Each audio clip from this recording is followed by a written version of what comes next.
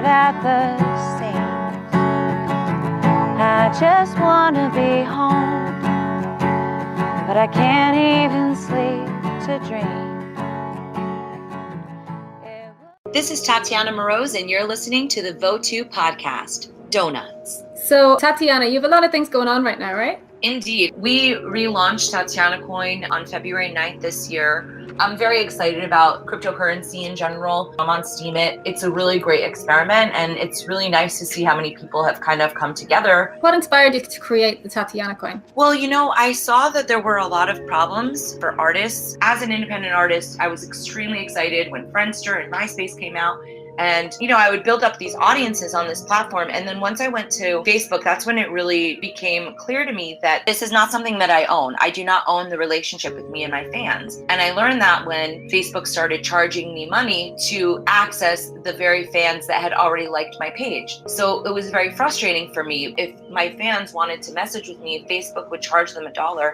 They would keep the $1, and I would get a message from maybe a spammer or something. If you're going to pay anybody to message somebody, surely you want to pay the celebrity. I mean, I wouldn't go so far as to say I'm a celebrity, but sure, let's go with that one. Not as much as a celebrity, right? But they'd be willing to support you in your endeavors, and they'd be willing to give that $1 to you rather than give it to a said company that isn't representing you, right? Exactly. And the fact that Facebook owns that relationship is something that's problematic, because let's say Facebook gets out of style. If I go to another platform, I'm going to lose all of those fans. I can't communicate with them. So if you guys, for example, had Tatiana coins, we would have a permanent connection, because now there's no middleman. I love that. It's freedom for an artist to be themselves and let their audience sway with them in any direction that they need to go without being tied back by contracts or legal nonsense, right? I love that. Sometimes people get annoyed when artists, they take a political position because they don't agree with it. And I understand that, but I think that we can do better. A record label would not let me take a controversial position because they need to make their money back. I had a strong sense that music could be used to push culture in a positive direction and to shake things up.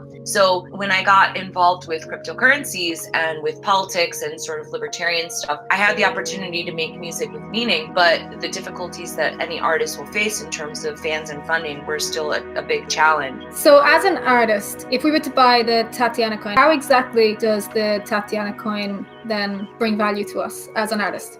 So there's like two different components of who would use an artist coin, right? So an artist wants to make their own cryptocurrency. An artist wouldn't use Tatiana coin, an artist would use Beans coin or whatever it is, right? And that becomes almost like their own little mini online store and online portal to access their fans.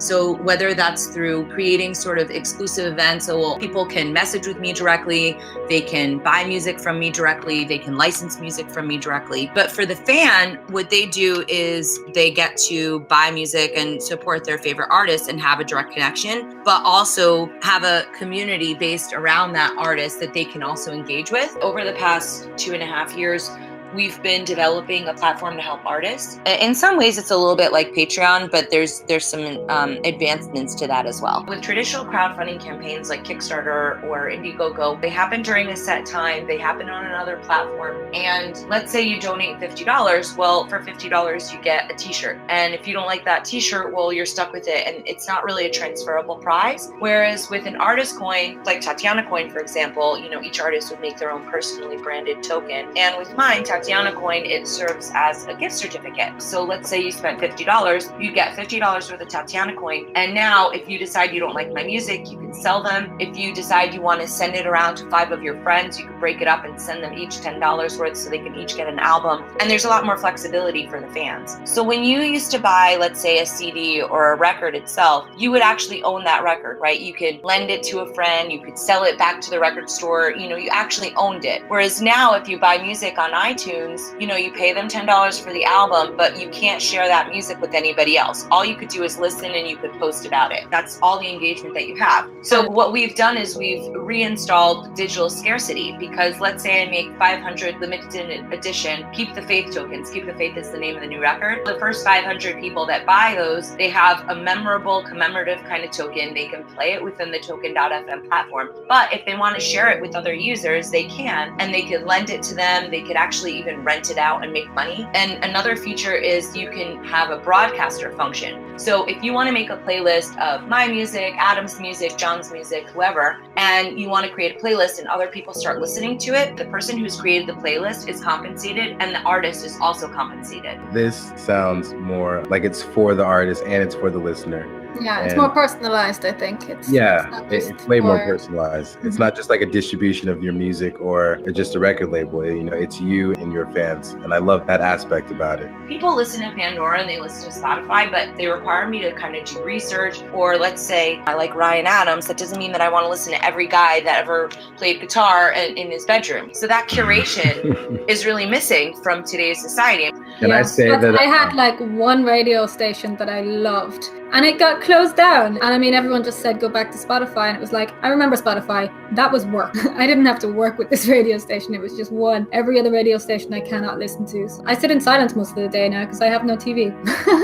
That's so depressing. I know you can just get on, make a coin, but you have all these variables and things that you need to understand. And that's what I want to know, what you should be choosing to make a good coin. You know what I mean? I want to basically make it as much in the control of the artist. And actually, you know, Tokenly is not just for artists, right? Our main product right now that we're going to be focusing on is Token.fm, which is the, you know, streaming part, you know, where we pay artists a lot more than they normally get and all that. But tokens can be really adapted for any kind of industry. And that's what's been so exciting working with Tokenly. The Tatiana Coin crowdfund that's going on right now is in order to fund the tour for the album. So Keep the Faith will be out March 31st. So people have really liked it and we'll be putting it out. And then this summer, I'm going to make my way over to Europe. I'm coordinating performances at a number of different cities. I mean, at least 10 different cities, I'm thinking. And I'd really like to go with Lynn Ulbricht because, you know, Lynn talks about the drug war and she talks about Ross's case because that's something that really affects a lot of different people. And yeah, I look forward to going, and I have a lot of different friends all around Europe. So